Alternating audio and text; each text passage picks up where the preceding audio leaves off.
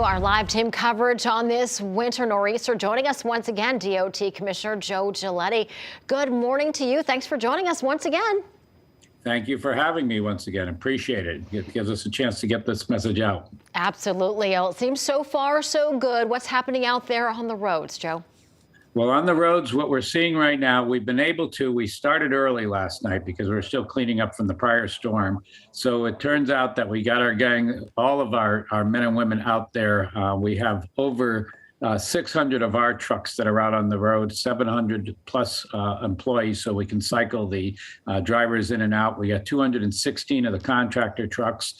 With the way that the snow is coming down, as I said before, and you asked the question, when it's 1 to 2 inches, we can keep up with it. And you've seen that. Now we're starting to see some of the drifting and the other parts that are going on. And even though I told everybody mass transit wasn't running, Metro North is running a limited service, and they're getting anywhere from 40 to 100 people on the trains going down into New York. Yeah, I remember just yesterday, Joe, we were talking about what the trucks can handle, and if it's under 2 inches per hour, that is manageable. So far, so good. Knock on wood, right? Yes. What are you hearing as far as problems that the crews are experiencing out there right now?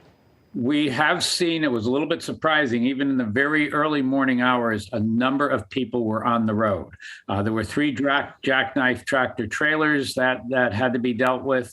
They hit before the 3 a.m. ban. In one case, we actually had to use one of our trucks to help with the state police to move the tractor trailer so we could open a lane up. But, that is the biggest problem that we've seen. But other than that, minor incidents here and there. We've been able to keep the roads open. It's a good story so far.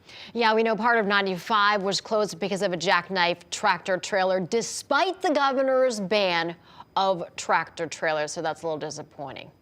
Well, I want to remind people, too, that not all the tractor trailers are banned. There's some that are carrying medical equipment or COVID response equipment.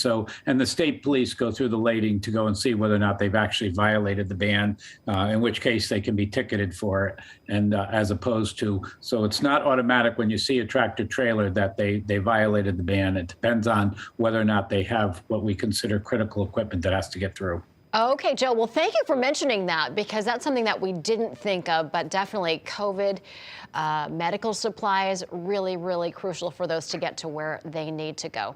Real quickly, what else do people need to know if they are going to head out onto the roads? I mean, you've said so many times throughout the morning, and as we do all of these storms, don't go out if you don't have to, but, people do have to get to work, essential workers, and so they do have to head out there. Yeah, the one constant reminder, and you've been very, very good about getting it out there, is that don't pass the plows, don't drive too fast, because even as we're clearing the roads, you can see the snow is drifting back in. That makes it that, you can have spinouts. And, if we start blocking the roads, then we have to look at a different way of handling it, because we can't afford that emergency vehicles and everything else can't get through. So please, if you are going out there, never pass a plow. Drive slowly, and if you can at all avoid it, the storm is going to break sometime late afternoon, early evening. Hold off until you know that the roads are clear, and use our travelsmart.org to go and take a look and see whether or not the roads that you're going to use are clear enough for you to go and use